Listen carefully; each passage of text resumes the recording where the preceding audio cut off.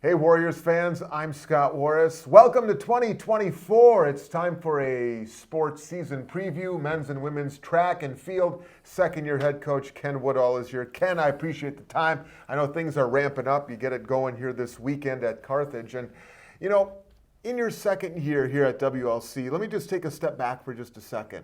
What attracted you to Wisconsin Lutheran College? I know you've had connections with different staff members here, Steve Travis, for many years, but what connected you to WLC a year ago at this time, basically? Well, I was in the crossroads of a career change because the career that I was currently with, they were looking to relocate me out of town.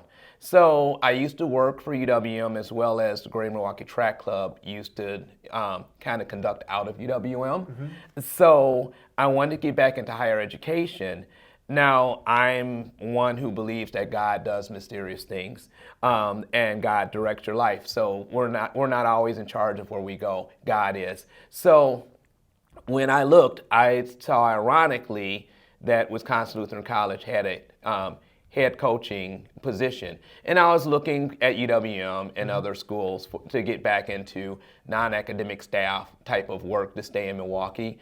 But the other irony about this is that my family had converged to Wales due to the fact that we decided to have our son, when he was 3 years old, go to a Wales school for pre-care, for 3K. Sure. And that wasn't by design. We were trying to get him into Montessori school, and we couldn't, we were on the waiting list. So we looked at St. Lucas Lutheran School and saw that they had a really good 3K program.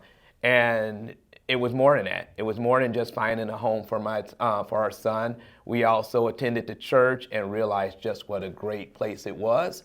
And here we are. And then, ironically, I'm also working for a Lutheran college with a lot of ties to St. Lucas. And my son is also a very avid track runner as well. So it all ties in. So I do think that there's a great purpose in why I'm here. That's awesome.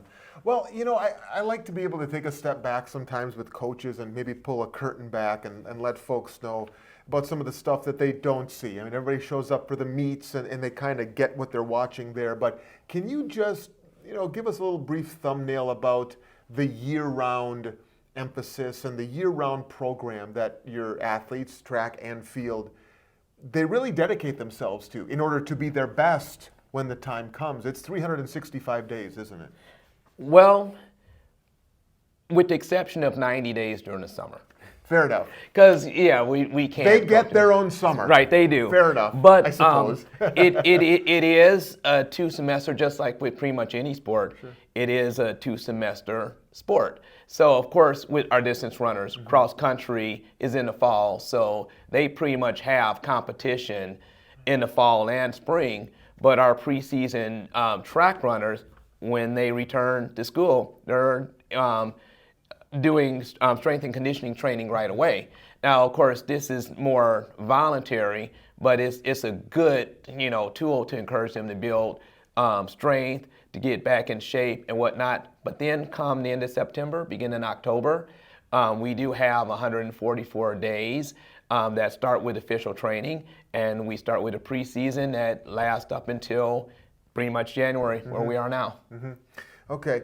Ken, you on your staff, you have Steve Travis. He's been here many, many years. He handles the distance. Silas Petrie, Riley Anderson. You yourself take care of the sprinters and the jumpers.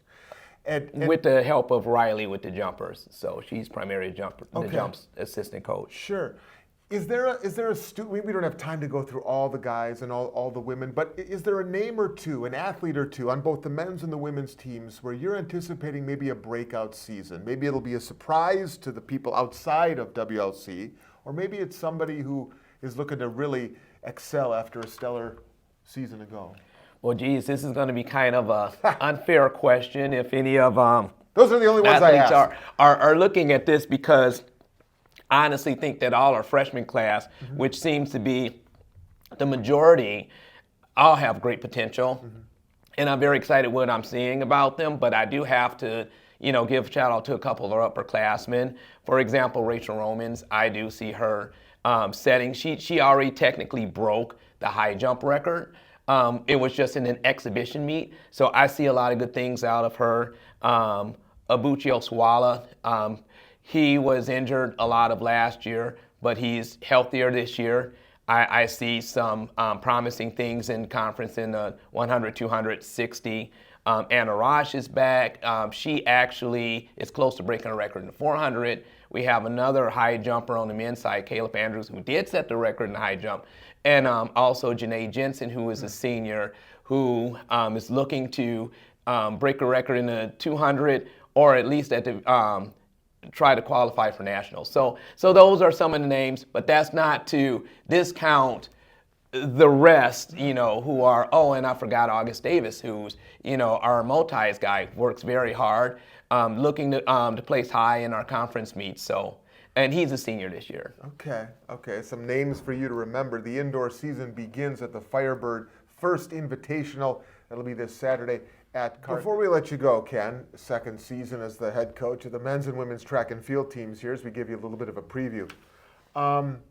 Who has been, if you look back at your coaching career, your playing career, is there an individual or two that has been especially instrumental in that process? Because I ask that question many times of athletes who are sitting in the spot where you are right now, and sometimes I forget to ask the coaches, but I know that you probably, like every coach here at WLC, have had important people touch their lives to get them to this point. Is there somebody that maybe comes to the top of the list here? Absolutely. And it is going to be my old coach, Pete Corfield from UWM.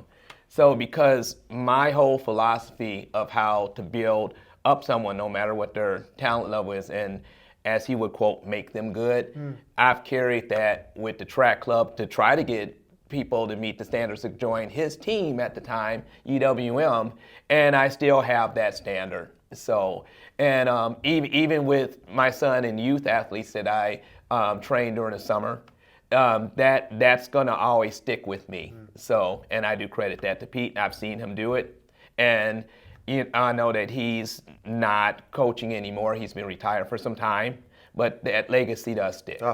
He's a legend, without a doubt. Ken Woodall, get it going. Indoor season this weekend. All the best, and we'll catch up again down the line with you and with all your athletes. Thanks for watching, WLCSports.com.